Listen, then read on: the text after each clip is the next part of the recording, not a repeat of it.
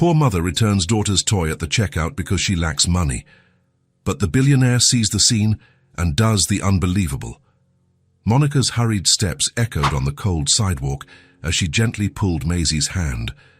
The autumn wind tousled both their blonde hairs, carrying the smell of fallen leaves and the promise of rain.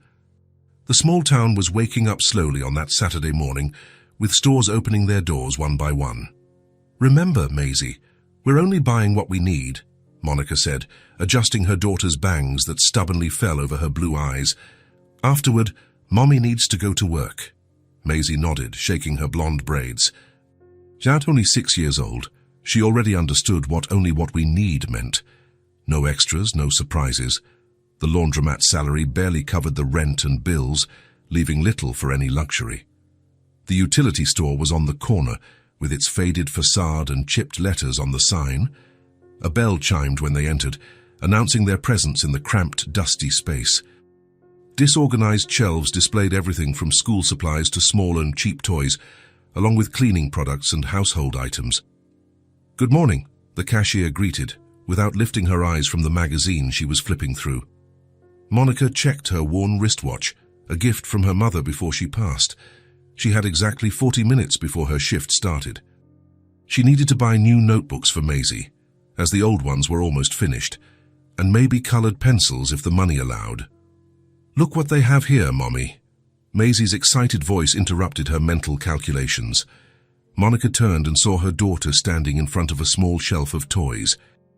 In her small hands, a doll with blonde hair and blue eyes, dressed in a simple floral fabric dress. It wasn't one of those expensive, articulated dolls Maisie saw on television, but it had a special charm in its simplicity. "She looks like me, doesn't she?" Maisie asked, spinning with the doll in her hands. "And like you too, Mommy. We're all blondes." Maisie's smile made Monica's heart ache. It had been rare to see that genuine joy on her daughter's face in recent months, ever since they had to move after. Monica pushed the memories away. It wasn't the time for that. "She is lovely, honey," she replied, reaching out to take the doll. She turned the tag over and felt her stomach sink when she saw the price. It wasn't exorbitant, but it represented what she would spend on food for 2 days. Maisie's eyes shone with expectation. "Mommy, aren't you going to buy her?" Monica crouched down, getting to her daughter's height. The scent of cheap shampoo in Maisie's blonde hair brought a wave of guilt. How much more would she have to deny her daughter? "It's too expensive, I'm sorry," she said softly, handing the doll back to the small hands. The sparkle in Maisie's eyes dimmed, but she didn't cry or throw a tantrum. She just hugged the doll one last time and whispered something in its plastic ear. "What did you say to her?" Monica asked, trying to ease the tension as they walked toward the checkout. "I told her I'd come back for her another day," Maisie replied with a seriousness that didn't belong to a child her age. Monica swallowed the lump in her throat and picked up the notebooks they needed. At the checkout, she placed the doll on the counter, avoiding looking at the cashier as she mumbled, "Just the notebooks, please." It was then that she noticed someone in line behind her. A tall man, elegantly dressed, wearing a dark trench coat that contrasted with his well-cut blonde hair. Monica couldn't help but notice his eyes, blue like a deep lake, with small grey flecks around the iris. He smiled briefly when their eyes met, and Monica quickly looked away, feeling her face burn. "That will be $15.42, the cashier said. Monica opened her worn wallet and carefully counted the bills. Every penny mattered at the end of the month. "So come on, Maisie. Mommy needs to get ready for work now." They left the store, the chime of the door sounding behind them. The sky had darkened, and the first drops of rain were beginning to fall. Monica hurried her pace, holding Maisie's hand tightly. "Wait a moment." The calm male voice made them stop. Monica turned, surprised to see the man from the store approaching them, shielding a shopping bag under his trench coat so it wouldn't get wet in the increasing rain. "Yes?" she asked, instinctively pulling Maisie closer. The man stopped at a respectful distance. His blue-grey eyes held a kindness that took Monica by surprise. "She can keep the doll." "I already paid for it," he said, extending the bag. Monica blinked, confused. Rainwater was starting to run down her face, mixing with strands of blonde hair that had escaped her makeshift bun. "I'm sorry, but I can't accept," she replied, raising her chin. "I don't even know you." "Elliot," he replied simply. "Elliot Gray. And it's really nothing, believe me." "I saw how your daughter looked at the doll." Monica hesitated. The rain was getting heavier, and Maisie was already getting wet. She couldn't stay there arguing, but she also couldn't just accept gifts from strangers. "I appreciate your kindness, but please," Elliot interrupted, his voice firm but not authoritative. "It's not charity. Consider it a gesture of goodwill between neighbors." "We're not even neighbors," Monica argued, but her resistance was dwindling. "We're all neighbors in this small town, don't you think?" A discreet smile touched his lips. Monica looked at Maisie, who was watching the conversation with wide eyes, and then at the bag in Elliot's hand. The rain was now falling heavily, forming puddles on the sidewalk. "All right," she finally conceded, accepting the bag. "Thank you." Maisie's face lit up like the sun after the storm when her mother passed the bag to her. The girl immediately opened it and pulled out the doll, hugging it to her chest without caring about the rain. Thank you, Maisie exclaimed, looking at Elliot with genuine gratitude. "I'll take very good care of her." Elliot crouched down slightly to be closer to the girl's height. "I'm sure you will. What are you going to name her?" Maisie frowned for a moment, thinking deeply as only children can. "I think Grace." "Because she's a gift of grace?" Elliot laughed, a low, pleasant sound that surprised Monica. There was something about him that didn't match the image she had initially formed, that of a wealthy man doing charity to make himself feel good. There was a sincerity in his gesture that she hadn't expected. "That's a beautiful name," he agreed, standing up. Then, with a slight nod, he said, "Have a good day, you two." Before Monica could say anything else, he had already turned and begun to walk away, strolling calmly in the rain, unhurried, as if he didn't mind getting wet. "He's nice, Mommy," Maisie commented, still hugging her new doll. "And he seems like one of those princes from the stories you read to me." Monica watched Elliot's silhouette disappear around the corner. There was something intriguing about that man, something she couldn't quite decipher. "Let's go home, Maisie. You need to dry that hair, and Mommy has to be at work in half an hour." As they hurried through the rain, Monica couldn't stop thinking about the stranger named Elliot. Why had he done that? What did he want in return? Experience had taught Monica that nothing in this life comes for free. But seeing Maisie's radiant smile, clutching her new doll even as they ran through the rain, Monica decided that, at least this one time, maybe she could lower her guard and simply accept that small miracle. What she didn't know was that this brief encounter in the rain would only be the beginning of a story that would change their lives forever. Sunday morning dawned with a clear sky after the previous day's rain. Sunbeams entered the windows of the small apartment where Monica and Maisie lived, creating golden patches on the worn floor. Monica watched her daughter, who was playing absorbedly with Grace, the doll she had received from a stranger. "Maisie, I'm going to work. Mrs. Peterson is going to look after you today, all right?" The girl nodded without taking her eyes off the doll. "Grace and I will be very well behaved." Monica smiled, although a pang of guilt hit her. Another Sunday working. Another day she couldn't be with her daughter.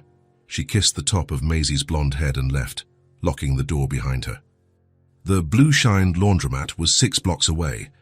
Monica arrived 10 minutes before her schedule, as always, and put on the light blue apron with the store's logo. The smell of fabric softener and laundry detergent was already a part of her, ingrained in her skin after 2 years of working there. At 9 o'clock sharp, she flipped the door sign to open and began organizing the service slips. Sunday was usually a quieter day, which was a relief. Her body still ached from Friday's double shift. The door chime rang at 9:32. Monica knew because she had just checked the clock, calculating how long it was until her lunch break. She looked up from the counter and felt her heart skip a beat. Elliot Gray walked into the laundromat holding a carefully folded white shirt over his arm. He wore dark trousers and a light blue shirt that highlighted his eyes. His blonde hair shone under the store's fluorescent light, perfectly combed back. For a moment, neither of them spoke. Monica wondered if he was as surprised as she was, or if he knew she worked there.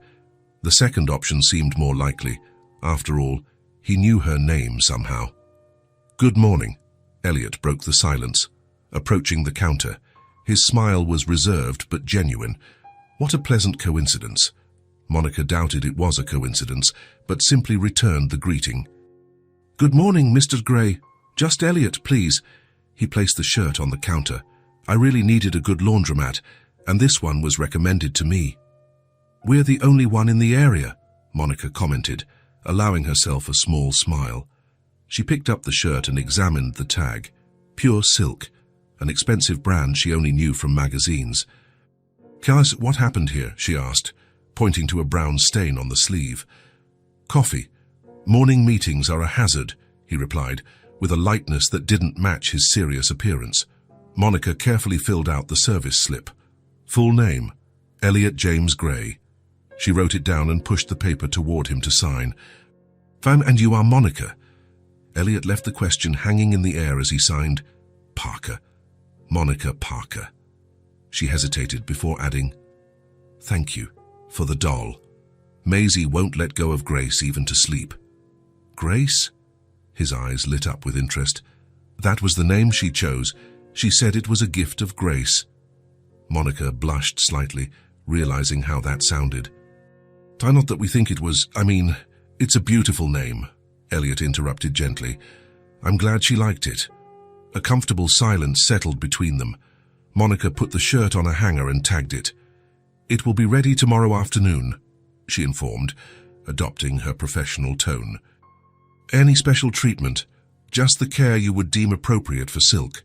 He made no move to leave, leaning lightly on the counter. "Have you worked here long?" The question was simple, but Monica felt there was something more to it. Normally, she would keep the answer brief. Customers rarely cared about her life. But there was something in Elliot's blue-grey eyes that invited her to talk. 2 years, since I moved here with Maisie." Elliot nodded, asking no further questions, but his attentive silence seemed to encourage her to continue. "It's not easy, you know." The words escaped before she could contain them. "I'm a single mother. The rent goes up every 6 months, and this job, well, it pays the bills, yes, but there's not much left over." Monica was surprised by her own candor. She wasn't one to share her problems, especially with customers, and even more so with a man she barely knew. "I have another job at night, cleaning offices downtown. I only get Wednesdays off in the afternoon, when Maisie has tutoring at the public school." She stopped abruptly, realizing she was talking too much. "I'm sorry. I shouldn't burden customers with my life." "Don't apologize," Elliot replied calmly. "I admire your dedication. It can't be easy juggling all that." What surprised Monica wasn't the words. She had heard similar phrases before, but the way he said them. There was none of the condescending tone that usually accompanied comments about her situation. No hint of pity in his eyes, just sincere respect. "I do what I need to do," she shrugged, trying to lessen the weight of her own words. "Maisie deserves the best I can give her. She's lucky to have you." Monica laughed softly, a sound she rarely made. "I think I'm the lucky one to have her. She keeps me going, you know. On the hardest days, when all I want to do is give up, I see that little smile and I keep going." The door chime rang again as an elderly lady walked in carrying a bag of laundry. Monica straightened up, returning to her professional posture. "Your shirt will be ready tomorrow after 3, she told Elliot, moving to attend to the new customer. Elliot took the receipt she held out. Their fingers touched briefly, a contact as light as a feather. "Well, thank you, Monica," he said, and something about the way he pronounced her name made her look him in the eye again. "Until tomorrow, then." He turned to leave, but stopped after 2 steps and looked over his shoulder. "You know, when I was a kid, my mother worked in a laundromat like this. Double shifts, sometimes triple. I know how exhausting it is." His eyes seemed to look into a distant past. "She also did the impossible for me." With those words, he nodded once to the elderly lady who was waiting and left the store, leaving Monica standing behind the counter, the service slip still in her hand and a thoughtful expression on her face. The lady cleared her throat to get her attention, bringing Monica back to reality. "Excuse me, Mrs. Collins. Let me help you with those clothes." As she worked mechanically, separating the clothes by color and fabric, Monica couldn't stop thinking about Elliot's revelation. She hadn't imagined that this elegant man, with his silk shirts and confident demeanor, could understand anything about her life. There were layers to him that she hadn't noticed at their first meeting.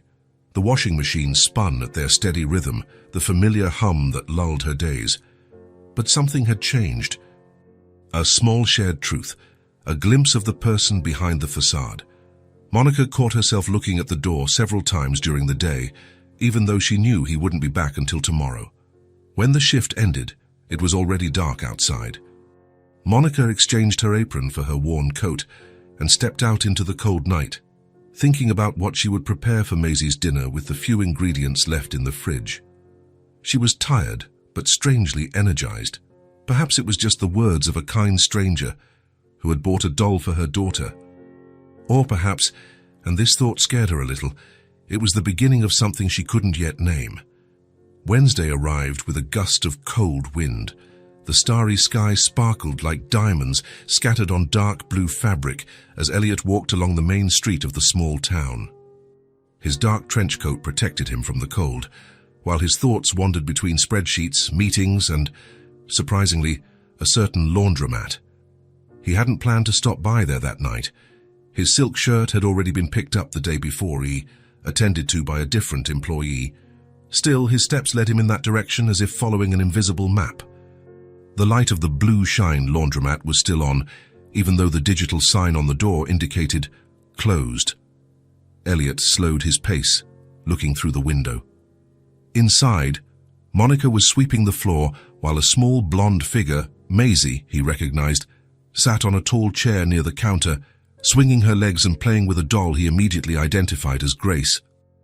Elliot stopped, undecided.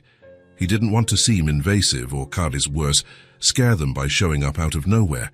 He was about to continue on his way when Monica looked up and saw him through the glass. Her blue eyes widened slightly in recognition. After a moment's hesitation, she waved discreetly. Encouraged, Elliot returned the gesture, and before he could decide what to do next, Monica headed to the door, unlocking it. "Good evening," she said, opening it just enough to speak with him. "Did you come to pick up another shirt?"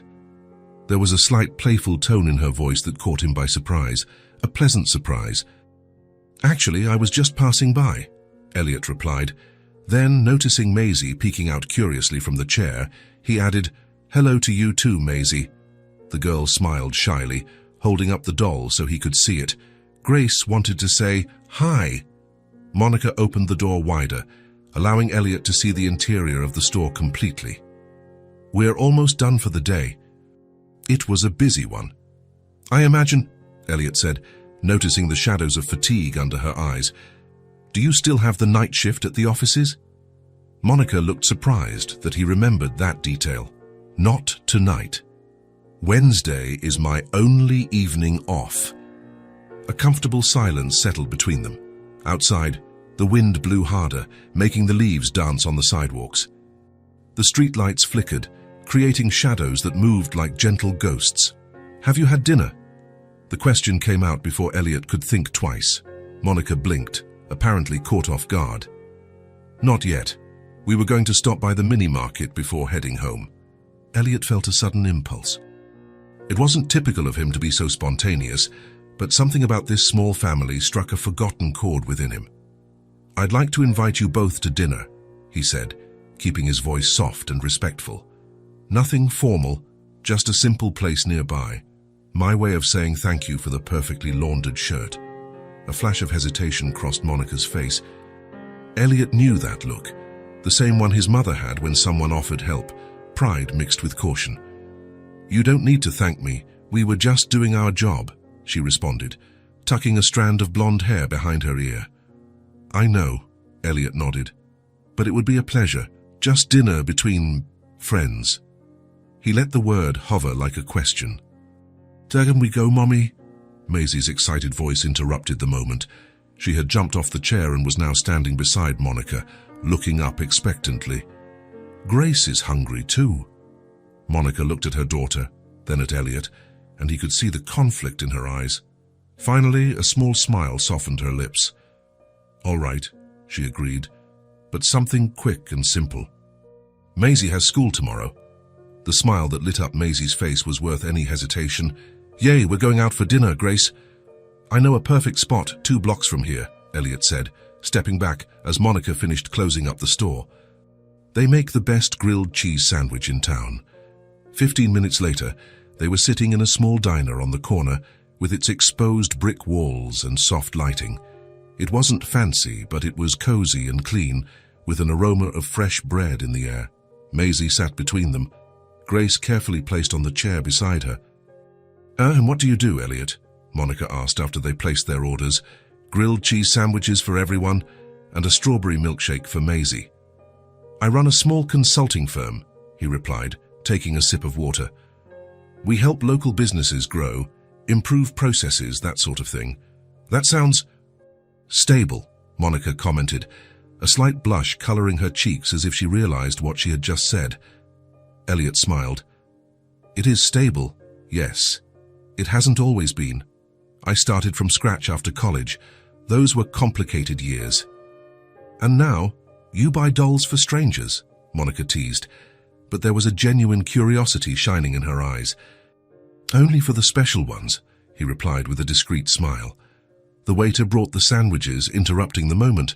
Maisie let out a wow when she saw the amount of melted cheese between the slices of golden bread. Is this better than mac and cheese? She asked her mother, her eyes wide. Monica laughed, a sound Elliot realized he would like to hear more often. Try it and find out. The next few minutes were filled with the comfortable silence of people enjoying a good meal. Elliot watched how Monica cut Maisie's sandwich into small pieces, blew on each one to cool it before attending to her own. Small gestures of a love so natural that she probably didn't even notice. Do you have children?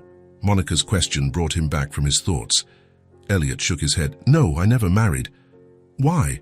Maisie asked with the frankness only children possess. You're handsome. Maisie, Monica gently reprimanded her, but Elliot just laughed. Thank you for the compliment, he said to the girl. I guess I never found the right person. Or maybe I was too busy building my business.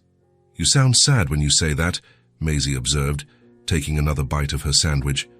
Monica opened her mouth, probably to scold her daughter again, but Elliot stopped her with a slight gesture. Sometimes life doesn't follow the path we expect, he answered honestly. But that doesn't mean it's bad, just different. The conversation flowed naturally after that, moving on to light topics like the weather, Maisie's school, and the small peculiarities of the town.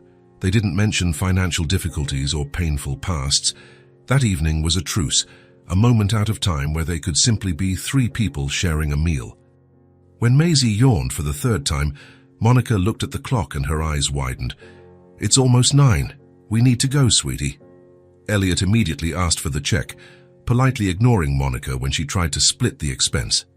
They went out into the cold night together, and Elliot insisted on walking them home. We live just 6 blocks away, Monica said, but didn't protest further when he started walking beside her. Maisie, sleepy but still excited, held her mother's hand with Grace firmly tucked under her other arm. Occasionally, she looked up at Elliot and smiled, as if wanting to make sure he was still there.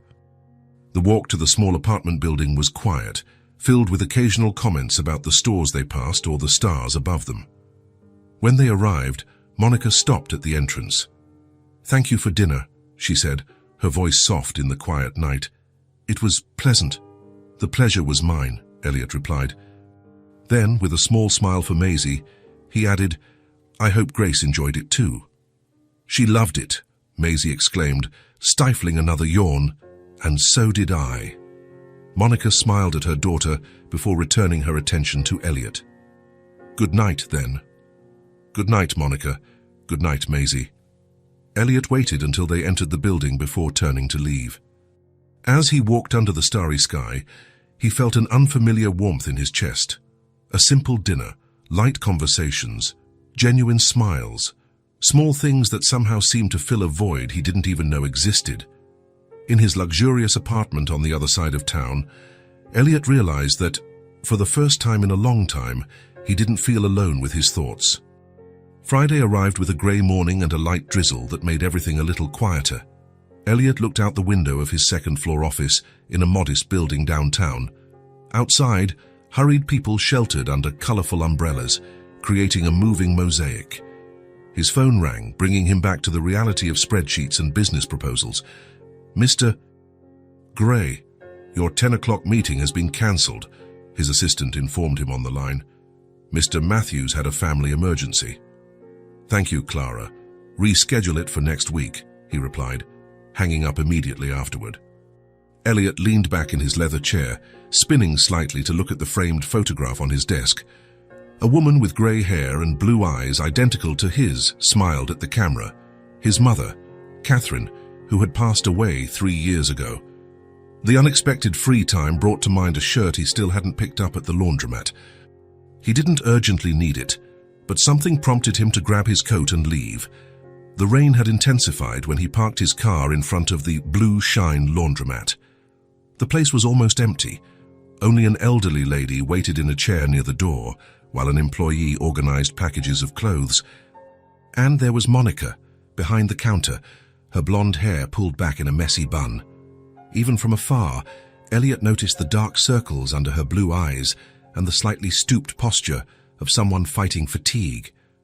Still, she smiled politely at the customer she was serving. Elliot waited for the customer to leave before approaching. Monica saw him, and her face lit up with a recognition that warmed something inside him. "Good morning," she said, her professional tone slightly softened. "You've come to pick up the shirt, I imagine." "Good morning," he replied, watching how efficiently she moved through the small space. "Yes, although I'm in no hurry." Monica checked the slip and walked over to the rack of ready clothes. Elliot noticed a slight limp in her step. "Are you all right?" he asked, genuine concern in his voice. Monica looked surprised by the question. "Oh, yes, just a long shift last night at the offices. Lots of stairs." She returned with the perfectly folded and packaged shirt. "Here you go. We managed to get all the coffee stain out." Elliot took the package, but made no move to leave. Instead, he observed Monica carefully. The precise movements, the meticulous organization of the slips, the way she greeted each customer by name. "How is Maisie?" he asked while paying the bill. Monica's smile became more genuine. "Good. She won't stop talking about dinner the other night. Grace got a new dress made of scraps. She's creative." "Yes, very. I wish she could—" Monica stopped, biting her lip as if she had said too much. "That she had more opportunities," Elliot completed gently. Monica nodded, the fatigue momentarily replaced by something deeper. All mothers want the best for their children, don't they? Sometimes we just don't know how to give it to them. Elliot looked around the almost empty laundromat, then back at Monica. An idea that had been germinating in his mind since dinner took concrete form. "Monica," he began, his voice calm but determined, "I'd like to make you a proposal." She raised an eyebrow, confused. "What kind of proposal?" "A job offer." Elliot maintained eye contact, watching her reaction. "My administrative assistant is moving at the end of the month. I need someone to replace her." The surprise was evident on Monica's face. "Me? But I don't have experience with—" "You are dedicated. I want someone like you on the team," Elliot interrupted gently.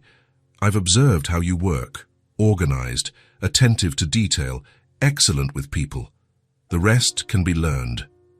Monica looked at him suspiciously, her body tense. "Why?"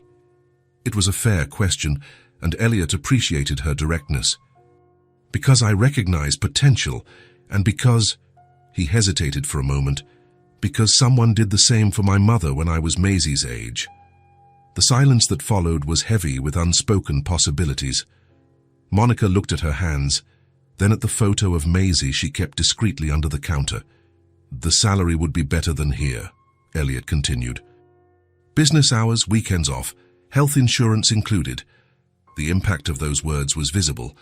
Weekends off, health insurance, things that were basic for many, but which for Monica represented a life change. "What about Maisie?" she asked, her voice almost a whisper.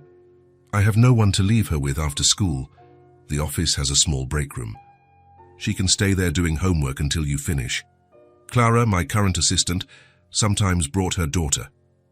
Monica took a deep breath, her eyes revealing a whirlwind of thoughts. Elliot could see the conflict, the opportunity for a better life against the fear of the unknown, gratitude battling pride.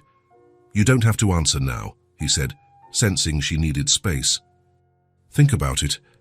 Monica surprised him by straightening her shoulders, a spark of determination replacing the hesitation in her blue eyes. "If I can learn, I'm in." The simplicity and strength of that answer impressed Elliot. There was no desperation in her words, just resolution. "I'm sure you can," he replied with a smile. "Toys, and you will." The door chime announced the arrival of new customers. Monica adjusted her apron, returning to the present reality.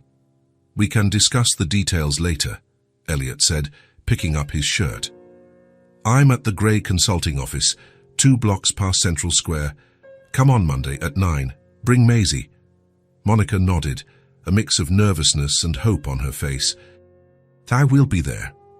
Elliot went out into the now softly falling rain, feeling inexplicably light. He looked at the shirt in his hands, a pretext, he admitted to himself, for something much larger that was beginning to take shape.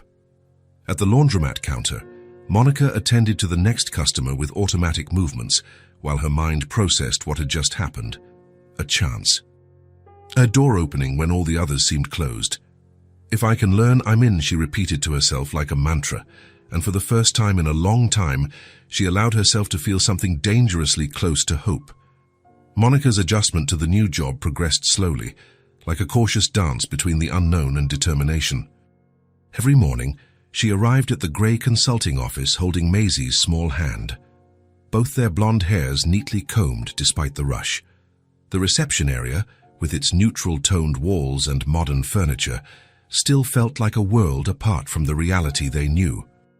Clara, the assistant who would soon move to another city, showed Monica the tricks of the trade, with an almost maternal patience. "The system seems complicated at first," she explained, pointing to the computer screen, "but after a week, you'll be doing it in your sleep." Monica nodded, concentrating on every word, her blue eyes fixed on the screen while her fingers, still clumsy on the keyboard, slowly typed information. The transition from the laundromat to the office was harder than she had imagined. It wasn't just learning new systems, but adapting to a new world with its unwritten rules and silent expectations. "Don't worry so much," Clara often said when she noticed the tension in Monica's shoulders. "Elliot is demanding, but he's also fair. He doesn't expect immediate perfection." Meanwhile, Maisie spent her days sitting on a grey rug in the corner of the reception, trying to distract herself with the few resources she had. Monica had brought home some paper used on one side and a pencil so small it barely balanced between the girl's delicate fingers. During the first few hours, Maisie drew with concentration, creating imaginary worlds with simple strokes. But as the day progressed, boredom set in on her little face, and she began to fidget restlessly, sighing occasionally. On the third day, Elliot came out of his office for a quick coffee break when he noticed Maisie sitting on the floor, scribbling on an already worn sheet of paper. The drawing showed 3 stick figures, 1 larger and 2 smaller, under what appeared to be the sun. Her pencil was so reduced that she had to hold it with her fingertips. He stopped, watching the scene for a moment. Something in that image stirred a dormant memory. Himself at 6 years old, sitting in the corner of the kitchen in the mansion where his mother worked as a maid, trying to stay quiet and invisible with his few broken-colored pencils. "Are you drawing your family?" he asked, approaching cautiously so as not to startle her. Maisie looked up, surprised by the sudden attention. Her face blushed slightly as she shook her head. "No, it's you, me, and Mommy," she replied with an honesty that only children possess. "At the park." Elliot felt something tighten in his chest. It wasn't discomfort, but an emotion he couldn't fully name. He nodded seriously, as if analyzing a valuable work of art. "That's a very beautiful drawing," he said. "But I think your pencil is at its end, isn't it?" Maisie shrugged. a resigned gesture that seemed out of place in someone so young. "I can still use it," she murmured, returning to scratch the paper with effort. Elliot looked at Monica, who was typing intently, trying to master the filing system. He could see the determination in every line of her face, the same determination he now recognized in her daughter. Without another word, he continued on his way to the coffee maker, his mind already formulating a plan. The next morning, Elliot arrived at the office even before Clara. He placed a package on her desk and organized some documents while waiting. When he heard the sound of the front door, he looked up to see Monica and Maisie entering, both their noses and cheeks slightly pink from the morning cold. "Good morning," he greeted, standing up. "I hope you slept well." "Good morning, Mr. Gray," Monica replied formally, still not used to calling him by his first name during work hours. "Yes, thank you." "Hi," Maisie said shyly, partially hiding behind her mother while hugging Grace, her inseparable blonde doll. Clara arrived shortly after, bringing the aroma of fresh coffee in her thermal cup. "Good mornings, everyone. Monica, today we're going to start with the billing system. It's simpler than it looks, I promise." While Monica prepared for another day of learning, Elliot picked up the purple backpack he had left on his desk. It was new, with durable fabric and reinforced zippers. He approached Maisie, who was now sitting in the same spot as always, pulling out her tiny pencil and paper from her coat pocket. "Maisie," he called softly. "I brought something that might make your days here a little more interesting." The girl looked at him with curiosity, her large blue eyes identical to her mother's. Monica also watched the scene, momentarily stopping her note-taking. Elliot crouched down to the child's height and placed the purple backpack between them. "I thought you might want a few things to keep you entertained while you wait for your mum to work." Maisie quickly looked at Monica, seeking permission. With a small nod, Monica encouraged her. "Is for me?" the girl asked, her voice almost inaudible. "Only if you want it," Elliot replied with a calm smile. "If you don't like it, we can exchange it for something else." Shyly, Maisie placed Grace sitting beside her and approached the backpack. Elliot opened the zipper and began to take out the items. First, a hardcover notebook decorated with silver stars that sparkled when hit by the light. Then, a box of 24 different colored pencils, each one perfectly sharpened. A set of 3 books. One of activities with puzzles and mazes, another with pictures to color, and a third with short stories and many illustrations. Finally, a purple fabric pencil case matching the backpack, containing an eraser, sharpener, round-tipped scissors, glue stick, and some colored pens. With each new item that emerged from the backpack, Maisie's eyes widened more, as if she were witnessing a magic trick. When Elliot finished, she remained still, contemplating the little treasure before her. "Didn't you like it?" he asked, a slight frown revealing his concern. The question seemed to wake Maisie from her enchantment. Slowly, she reached out for the notebook, taking it with an almost reverent care. She opened it delicately, as if the pages might fall apart at the touch. "The pages are so smooth," she murmured, running her fingers over the blank paper. "And they don't have crooked lines or stains." Monica watched the scene, an indescribable emotion gripping her throat. For many children, new school supplies were a common occurrence, something expected at the beginning of every school year. For Maisie, it was almost a miracle. "Your name is here," Elliot said, pointing to the first page of the notebook where Maisie Parker was written in elegant handwriting. The girl traced the letters with her index finger, a smile slowly illuminating her face. "Can I use it now?" "Of course," Elliot replied, standing up. "In fact, Clara and I prepared an extra surprise." He gestured toward a corner of the reception that had previously been empty. There, where there was only the grey rug before, now existed a light wood children's table with 2 colorful chairs. On the table, a small pencil holder and a star-shaped desk lamp completed the space. "We thought it would be more comfortable than the floor," Elliot explained. "And the other chair is for Grace, of course." Only then did Monica notice the transformation of the space, Between learning her new duties and the anxiety of not making mistakes, she hadn't realized when or how that little corner had been prepared. A wave of gratitude so intense hit her that it almost left her breathless. Maisie wasted no time. With a rarely seen enthusiasm, she gathered all her new treasures and ran to the table, carefully placing Grace in one of the chairs before sitting in the other. In seconds, she was already absorbed in choosing which color to use first in her new notebook. Clara smiled at the scene before returning to her desk, leaving Monica and Elliot watching Maisie. "You didn't have to do that," Monica said in a low voice so only he could hear. "I know," Elliot replied simply. "I wanted to." There was something in the simplicity of that answer that touched Monica deeply. It wasn't ostentatious charity or a favor demanding excessive gratitude. It was just a human gesture, from someone who could to someone who needed. "Elliot," Maisie's voice interrupted her thoughts. He approached the little table, curious. "Yes."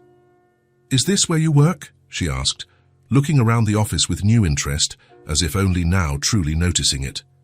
"Yes," he replied, leaning lightly on the table to see the drawing she had started, the outline of what appeared to be a building with several windows. "Yes, what do you do?" The childlike curiosity shone in her clear eyes. "I manage companies.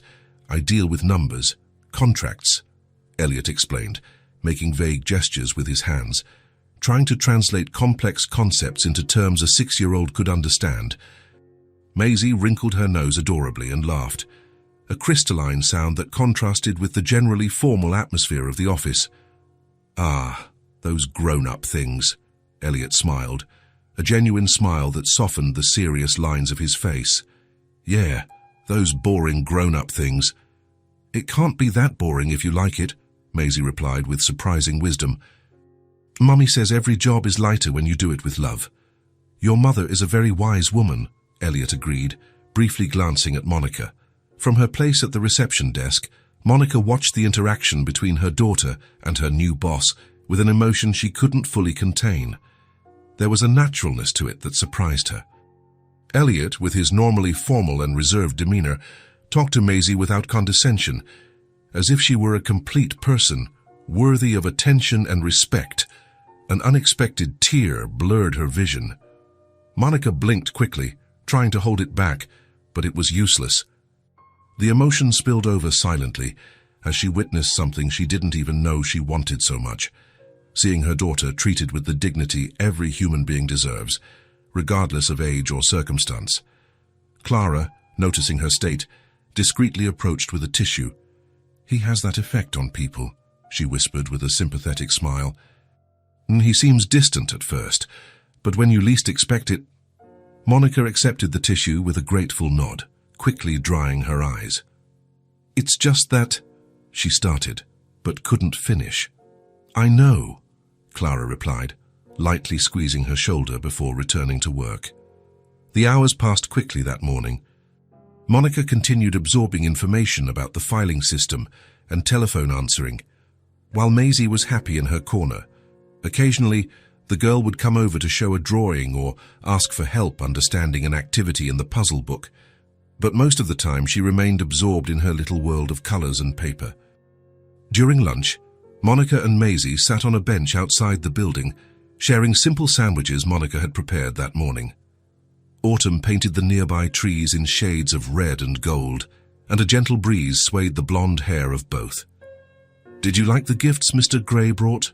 Monica asked, helping Maisie open her juice box. The girl nodded enthusiastically. "He's nice, Mommy. Do you know what I liked the most?" "What?" "He wrote my name all correctly, Maisie Parker, like I was an important person." Monica felt her heart clench. "You are important, honey. Very important." "I know," Maisie replied simply, "but it's nice when other people know too." That afternoon passed quietly. Monica continued to absorb information about the filing system and phone answering, while Maisie explored her new notebook and books. At 5 o'clock, Clara said goodbye, reminding them that tomorrow would be her last day before moving. As Monica organized her desk to leave, Elliot came out of his office carrying a larger navy blue backpack and a brown paper bag. His face held an expression Monica still couldn't quite decipher, a mixture of satisfaction and nervousness, perhaps. "I'm glad you didn't leave," he said, placing the backpack on the reception counter. "I have one more thing for you."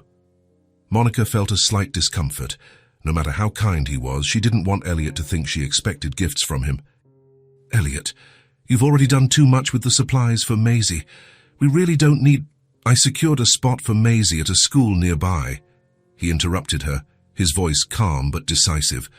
The silence that followed was dense, almost palpable. Monica looked at the blue backpack, then at Elliot, then at Maisie, who was watching the conversation with increasing curiosity. "How?" she finally managed to ask. "Westfield Elementary School. It's 3 blocks from here," Elliot explained. "I've known the principal for a few years. When I mentioned Maisie's situation, she said she could start on Monday." Monica felt her legs weaken and leaned on the counter. Westfield Elementary School was known for its excellent education, modern facilities, and, most importantly, for being private and expensive, something she could never afford with her old salary and, honestly, not even with her current one. "Inside the backpack are the uniform and necessary materials," Elliot continued, opening the zipper to show the contents. A carefully folded blue and white uniform rested on notebooks, textbooks, and a complete box of school supplies. Maisie approached cautiously, her eyes shining with excitement. "Is it a real school, Mummy? Like in the books?" The innocent question was what finally broke Monica's composure. Silent tears streamed down her face as she crouched down to her daughter's height. "Yes, my love, a real school, with other students, teachers, and a playground to play in." Maisie let out a squeal of joy and ran to examine the backpack, touching the uniform fabric as if it was something precious. "Can I try it on?" "At home, honey," Monica replied, slowly getting up to face Elliot. There were so many emotions in her blue eyes that he couldn't identify them all. Gratitude, surprise, a little embarrassment perhaps, and something deeper, more complex. "It's all I ever wanted for her," Monica said, her voice choked with contained emotion. "But I don't know if I can accept. It must be very expensive. And I just started here. I don't even know if I'll be able to stay after the trial period." "Consider it part of your new job's benefits package," Elliot replied with a small smile. "The company has a scholarship program for employees, children. Clara would have been entitled to the same for her daughter, but since they moved—" It was a half-truth, and they both knew it. There was no such program.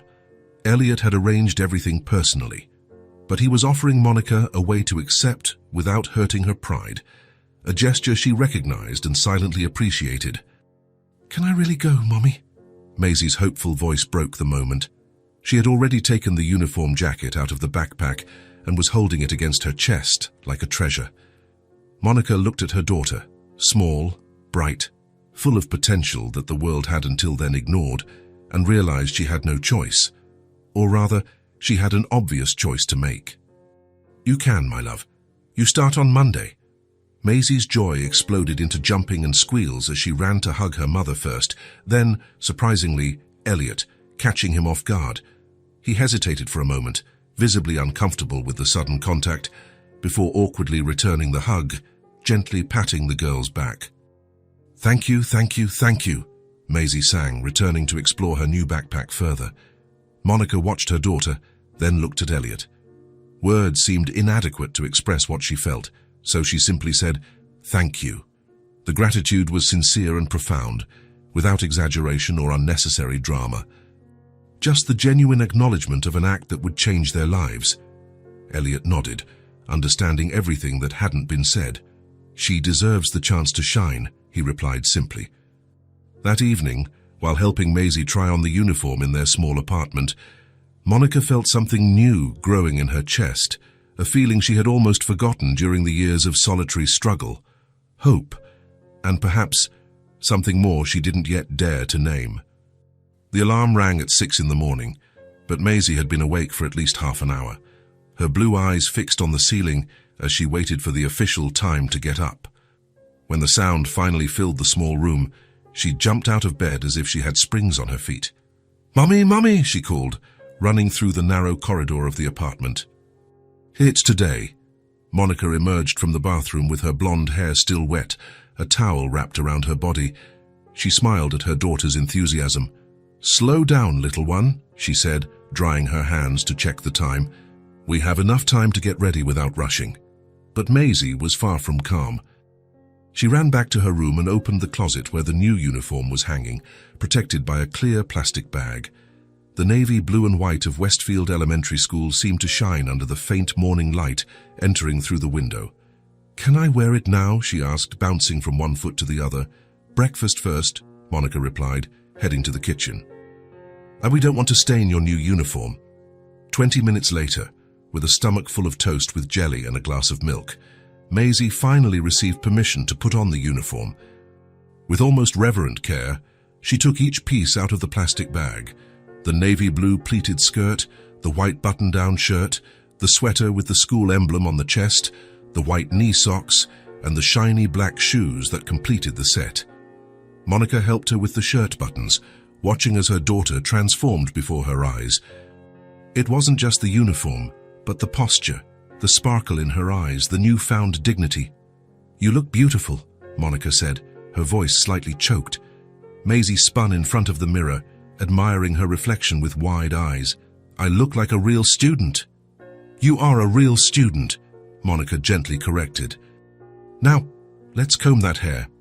Sitting on the edge of the bed, Maisie remained exceptionally quiet as her mother ran the brush through her silky blonde strands. Normally restless during this ritual, today she seemed to understand the importance of the occasion. "I want 2 braids, like you do on special days," she requested. Monica smiled, dividing her daughter's hair in the middle. Special days deserve special hairstyles. With skillful fingers, she braided the blonde hair into 2 perfectly symmetrical braids, securing them with blue ribbons that matched the uniform. When she finished, Maisie looked like she had stepped out of a school catalogue. "Can Grace come with me?" the girl asked, looking at the doll watching everything from the shelf. "I think it's better if she stays here today," Monica replied. "You'll have many new things to pay attention to. Grace can wait for you at home." Maisie agreed, albeit reluctantly, and went to say goodbye to the doll. Monica took the opportunity to finish getting ready, double-checking that she had all the necessary documents for the first day. At 7:40 they left the apartment. The walk to the school would normally take 20 minutes, but Monica wanted to arrive early. Maisie walked beside her, the new navy blue backpack on her back looking almost too big for her small body. "Will I learn to read today?" Maisie asked, holding her mother's hand tightly as they crossed a street. "Reading takes time, honey," Monica explained, "but today you'll start learning the letters, and soon you'll be reading whole storybooks." Maisie's face shone at the prospect.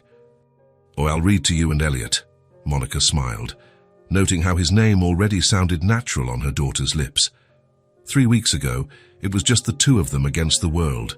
Now, Elliot had become a constant presence in their conversations, their plans, their thoughts. Westfield Elementary School appeared around the corner, a 2-story red brick building, with large windows and a playground surrounded by trees.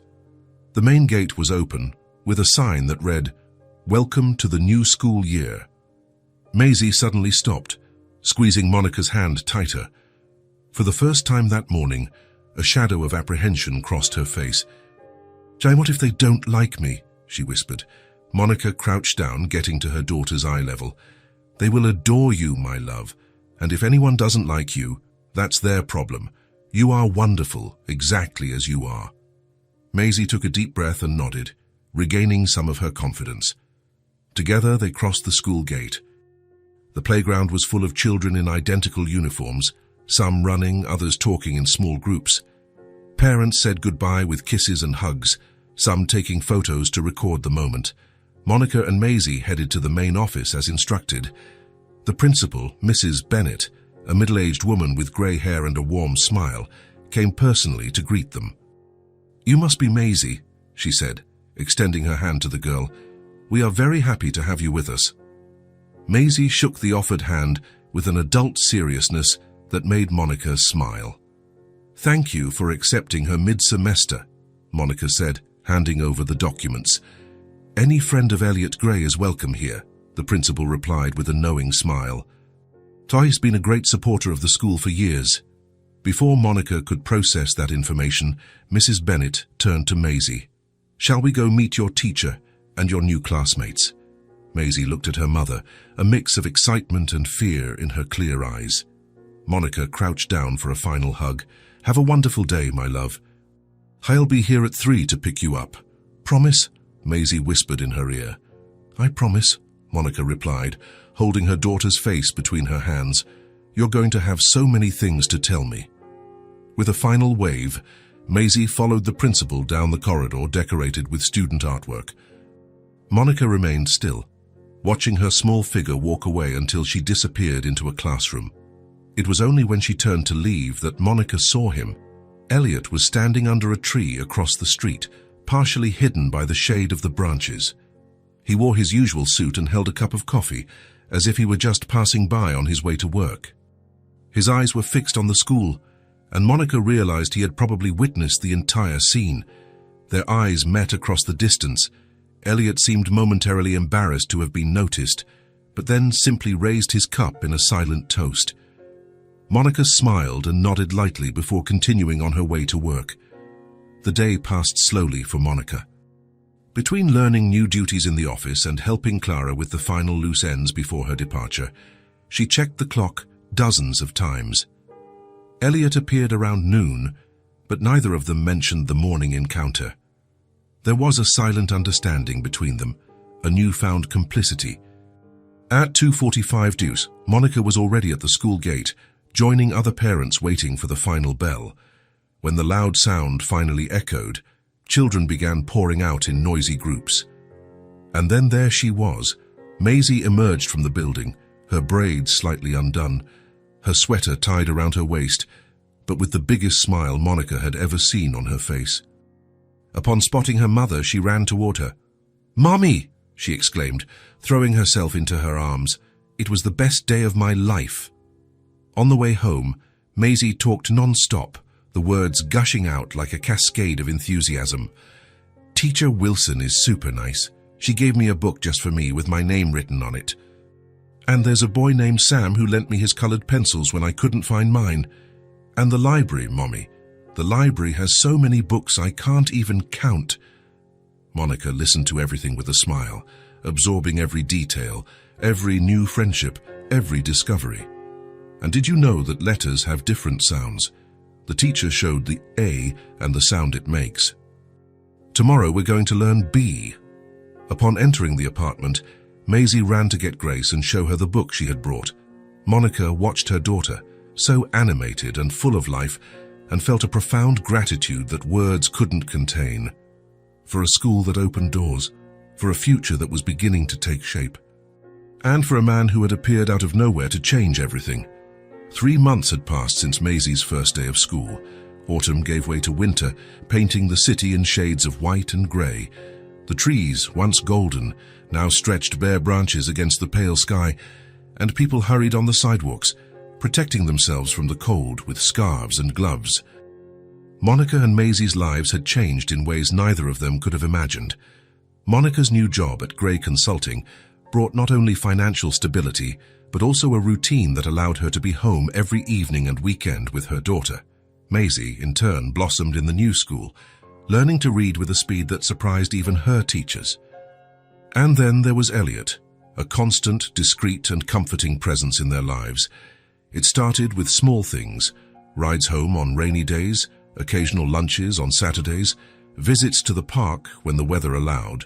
Nothing was planned or announced.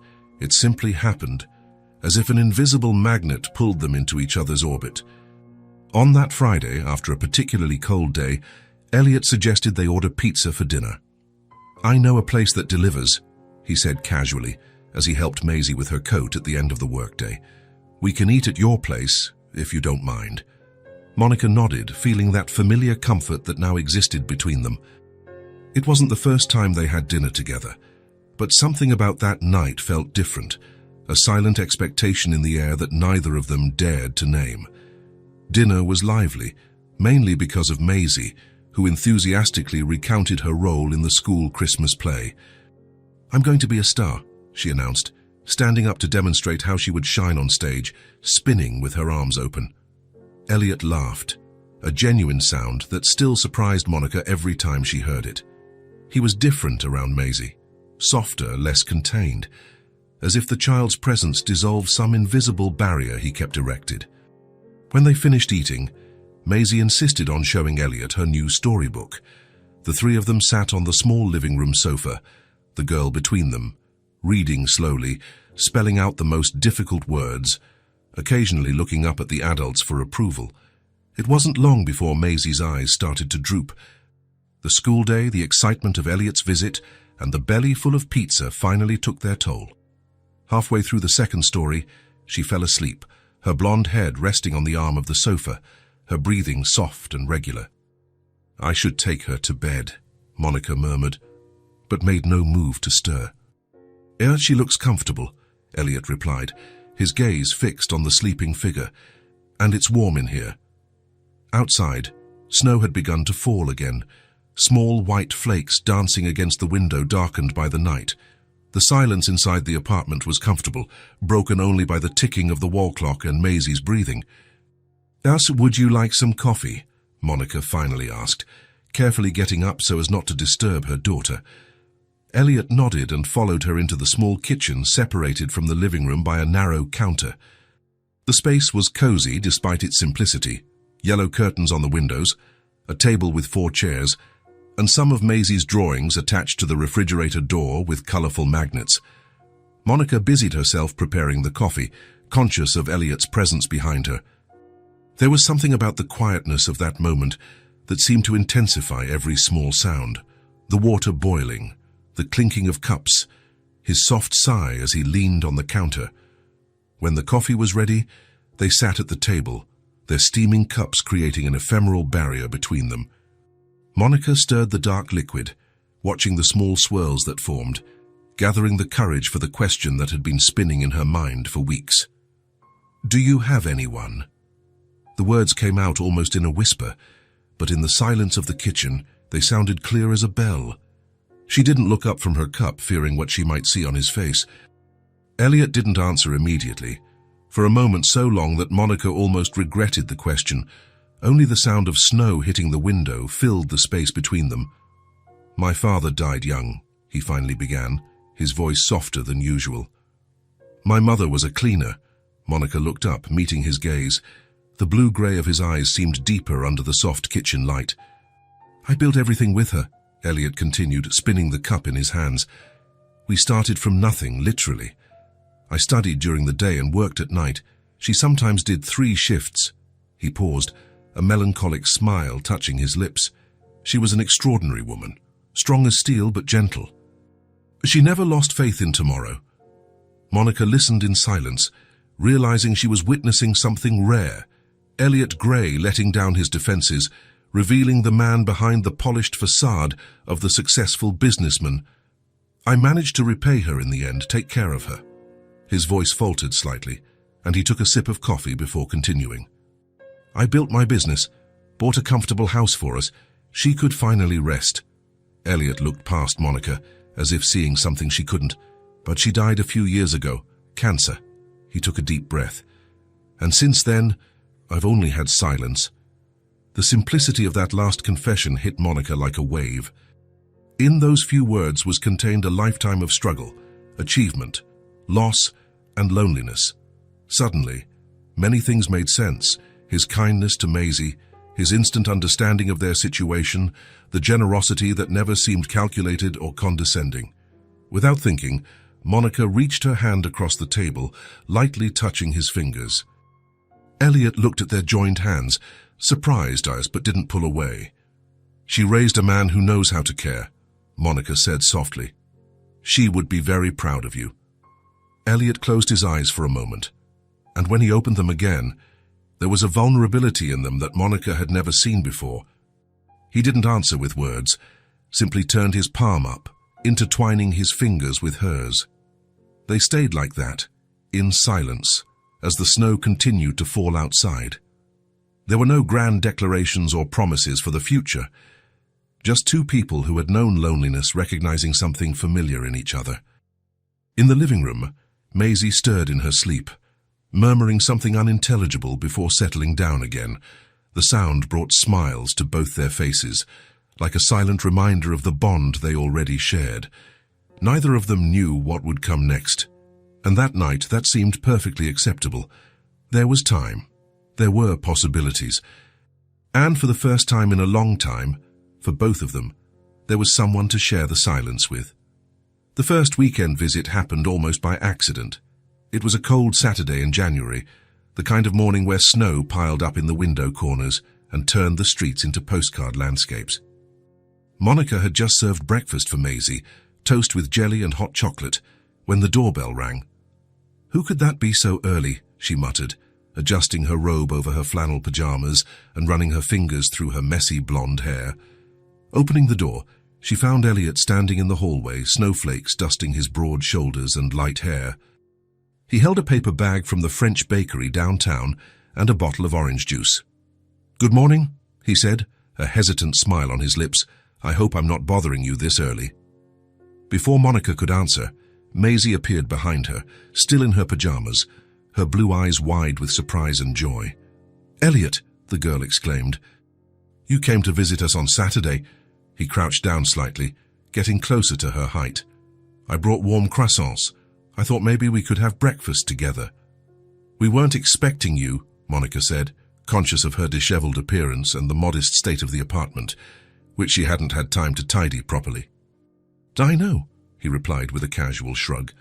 "It was a last-minute idea. If it's a bad time—" "It's not," Maisie interrupted, taking his hand and pulling him inside. "I was already missing you since yesterday." Monica couldn't help but smile at her daughter's enthusiasm. "Well, I guess the decision has been made. Come in, but please ignore the mess." That first spontaneous Saturday morning was the beginning of a new chapter. Without realizing it, a routine began to form. Sometimes, Elliot would show up with carefully selected children's books. On other occasions, he brought ingredients for them to prepare lunch or dinner together. There were days when he arrived empty-handed, offering only his presence, which Monica was beginning to realize was the most valuable gift of all. By mid-February, with winter still holding tight, but the days starting to lengthen, the three of them developed an almost intuitive synchronicity. On a particularly cold Sunday, they were scattered throughout the small living room of the apartment, each absorbed in their own activity, but united by a silent comfort that only familiarity brings.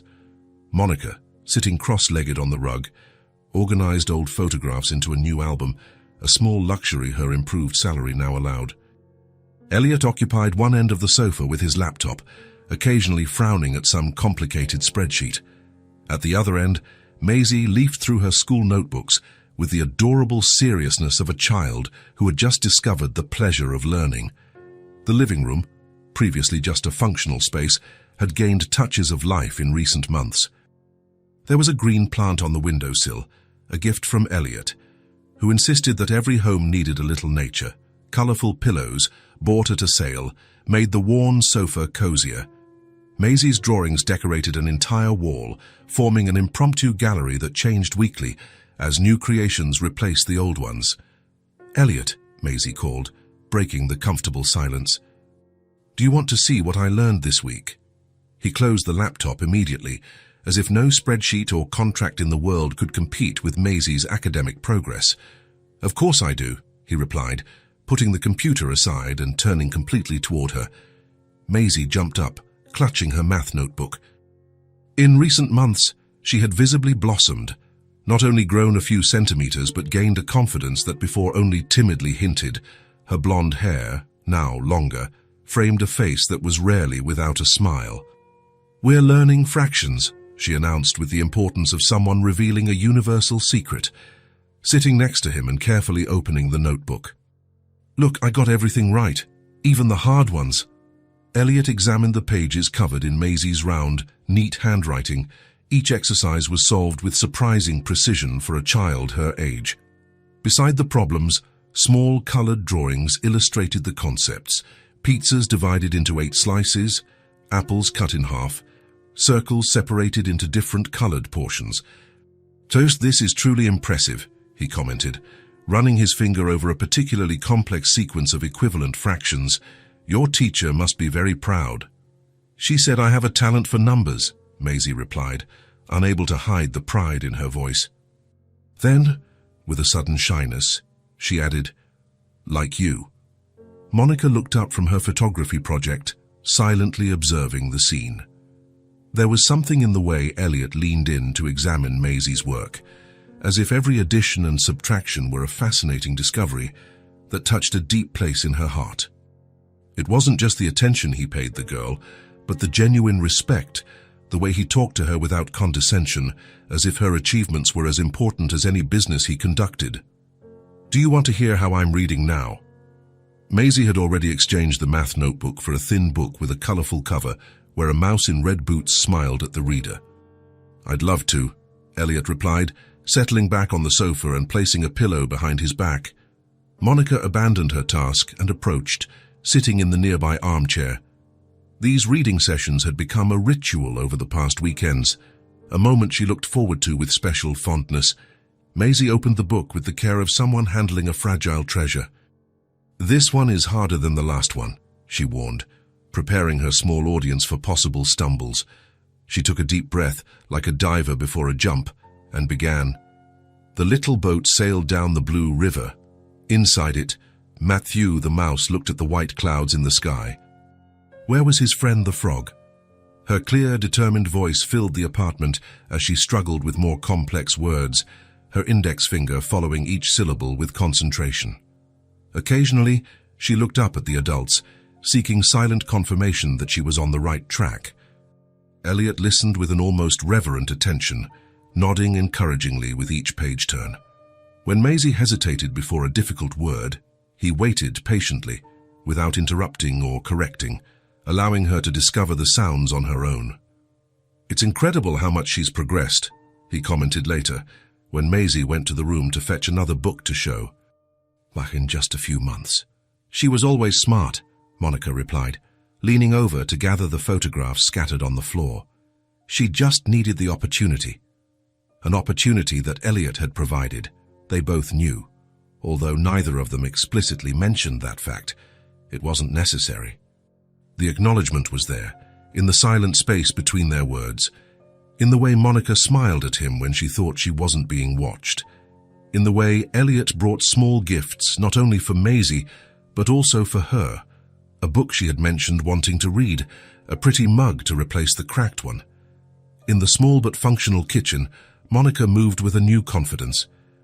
In the first dinners she prepared for Elliot, she limited herself to simple dishes, pasta with homemade sauce, fresh salads, basic soups. But over time, and with a salary that finally allowed some extras at the supermarket, she began to experiment. On that Sunday, the aroma of roasted chicken with rosemary and lemon filled the apartment, mingling with the smell of fresh bread Elliot had brought from the artisan bakery in the Italian neighborhood. The table was set with the dinnerware set Monica had found at a liquidation sale. They didn't match perfectly, but they had delicate blue floral patterns on the edges that made her think of spring days. "Do you need help with anything?" Elliot asked, appearing in the kitchen doorway as she checked the roast in the oven. Monica smiled, pointing to a bowl of cubed potatoes. "Can you finish seasoning them with olive oil and rosemary, and then sprinkle some of that grated cheese?" It was a simple, everyday request, but the look they exchanged had a complicit quality, as if they shared a secret. Elliot rolled up the sleeves of his light blue shirt and got to work beside her, his movements naturally adjusting to the limited space of the kitchen. "So you know, my mother used to say you can know a person by the way they behave in the kitchen," he commented, mixing the potatoes with the herbs. "And what do you see about me?" Monica asked, a playful sparkle in her eyes. Elliot stopped, observing her with an intensity that made her cheeks blush slightly. "I see someone who turns little into a lot," he finally replied. "Who finds beauty in simple things, who pays attention to details because they know those are what make the difference." The moment was interrupted by Maisie, who hopped into the kitchen with a new book in her hands. "Is Elliot staying for dinner too?" she asked, leaning on the edge of the table. Monica looked at him, a silent question in her eyes. "If I'm invited," he replied, concentrating on distributing the cheese evenly over the potatoes. "You're always invited," Maisie declared with the straightforward logic of children. "Aren't you, Mommy?" "Always," Monica confirmed, surprising herself with the naturalness of the answer and the truth it contained. Lunch was served shortly after 6, the three of them sitting around the small round table. The conversation flowed easily between topics. Maisie talked about the science project she would start next week, where each student would create their own terrarium. Elliot shared a hilarious story about his disastrous first attempt at cooking in college, resulting in a fire alarm and the evacuation of the entire dorm. Monica talked about the new system she was implementing in the office, which would facilitate meeting scheduling. These were everyday conversations, the kind thousands of families have daily around tables worldwide. But for the three of them, every word exchanged, every shared laugh, every comfortable silence had the taste of discovery, of something precious being built brick by brick. After the meal, while Monica washed the dishes and Elliot dried, Maisie settled on the living room rug, spreading books and notebooks around her, meticulously planning what she would show her teacher the following week. "Are you two dating?" The question came suddenly as the two adults returned to the living room with cups of coffee. Monica almost choked on her own breath, feeling her face heat up instantly. Elliot stopped halfway, the cup suspended in the air. "Why do you ask that?" Monica managed to say finally, cautiously sitting on the edge of the sofa. Maisie shrugged, as if the answer were perfectly obvious. "Because you look at each other the same way Emily's parents look at each other.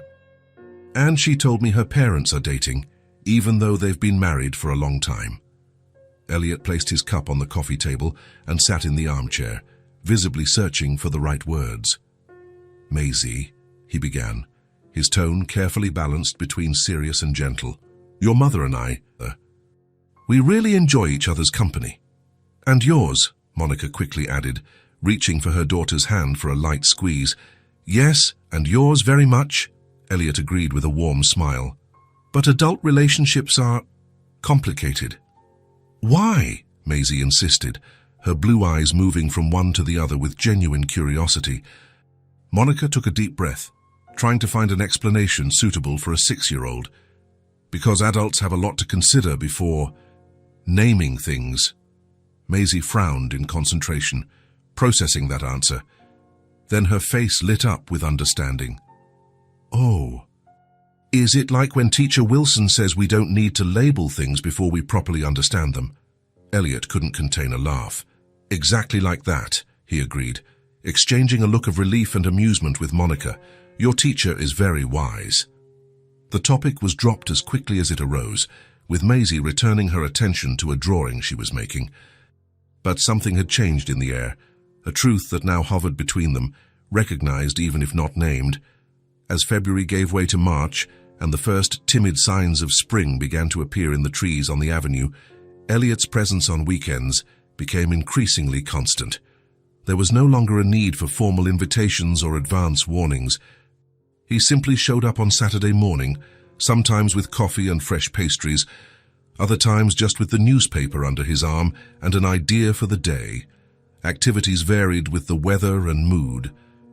On sunny days, they walked in the park, Maisie running ahead to feed the ducks in the lake or pick wildflowers, while the two adults followed at their own pace, their hands occasionally touching, retreating, finding each other again. On rainy afternoons, they stayed in the apartment, playing board games that Elliot started bringing. Every home needs a decent game collection, he insisted, watching old movies, or simply reading their own books, comfortable enough in each other's presence, not to need to fill the silence. On one of those quiet afternoons, while Maisie dozed on the sofa, exhausted after a morning of intense play in the park, Monica found Elliot on the small balcony of the apartment, watching the light rain fall on the street trees. "Is she asleep?" he asked, turning to face her. Monica nodded, approaching to stand beside him on the narrow balcony, completely exhausted. "You really know how to tire a child." Elliot smiled, running his hand through his blonde hair in a gesture she now recognized as an indication that he was reflecting on something. "She has so much energy. She reminds me of my mother. always moving, always doing 3 things at once. "You've been talking about her more often lately," Monica observed softly. He took a moment to answer, his eyes following the drops running down the balcony railing. "I think it's because, for the first time since she left, I'm starting to truly understand what she wanted for me." "And what was that?" "This." He made a sweeping gesture that seemed to include the balcony, the apartment behind them, the 2 of them. A life worth living. Not just work and achievements, but connection and belonging. Monica felt something warm in her chest, spreading in gentle waves. Without elaborating, she reached out and took his hand, intertwining her fingers with his. Elliot looked at their joined hands, then at her and smiled. One of those rare, full smiles that completely transformed his usually serious face. "Do you know what I like most about weekends here?" he asked. "What?" "The smell." Monica laughed softly, intrigued. "The smell?" "Yes." He inhaled deeply, as if to demonstrate. "Your apartment always smells like life. Fresh food, new books, colored pencils, sometimes that soft perfume you wear when we go out. It's as if every corner is impregnated with things that really matter." Monica had never considered this, but she immediately understood what he meant. Her small apartment, which before seemed only a functional place to sleep between exhausting work shifts, now pulsed with a different energy. There were Maisie's drawings on the walls, books in piles on the coffee table, plants Elliot had brought to life on the windowsills, and most importantly, there was laughter stored in the corners, absorbing conversations recorded on the walls, shared moments of quiet woven into the very air. "I thank you for being a part of it," she said simply, resting her head on his shoulder. Elliot didn't answer with words. He simply put his arm around her shoulders and leaned his head to rest against hers. Together, they watched the rain gradually subside, the comfort of the shared silence enveloping them like a protective cocoon. In the living room, Maisie stirred in her sleep, murmuring something unintelligible before falling back into a deep slumber. The sound brought identical smiles to both their faces, a small moment of silent complicity. There was no rush. There was no need for definitions or elaborate plans. Day after day, weekend after weekend, the bond between them strengthened, woven with moments like this, quiet, simple, perfect in their simplicity. Outside, the rain stopped completely, and a stubborn ray of sun found its way through the dispersing clouds, casting a pale rainbow against the still grey sky, a new beginning without fanfare or grand promises, just the silent certainty of better days ahead. The Sunday sun streamed through the windows in golden beams, illuminating the dancing dust in the air. It wasn't a special day, no celebrations, no events marked on the calendar, just an ordinary Sunday in mid-May, the kind that passes without fanfare, but that holds in its simplicity all the beauty of ordinary life. In the small living room of the apartment, Maisie was lying face down on the rug, her legs swinging in the air as she concentrated on coloring a drawing she had created. Her blonde hair, tied in a loose braid, fell over one shoulder, and her tongue slightly peeked out from the corner of her mouth, an infallible sign of her absolute concentration. "This is you, Mommy," she explained without looking up, pointing to a figure in a blue dress. "This is Elliot, and this is me in the middle." A few steps away, sitting at the table, Monica organized notes for an important presentation on Monday. Wearing newly acquired reading glasses, she wrote in her careful handwriting, occasionally consulting the laptop open beside her. Her blonde hair was tied in a makeshift bun, with some loose strands framing her concentrated face. From the kitchen connected to the living room came the rhythmic sound of a knife cutting something on the board. Elliot, with his shirt sleeves rolled up to his elbows, prepared a fruit salad. Strawberries, apples, grapes, and bananas transformed into precise pieces under his skilled hands. There was a lightness in his movements, a familiarity with the space that only comes with time and belonging. None of them spoke. There was no need.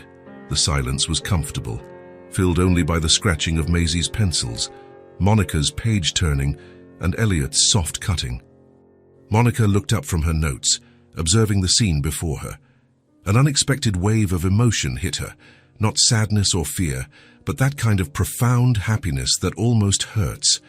Her life had been marked by departures.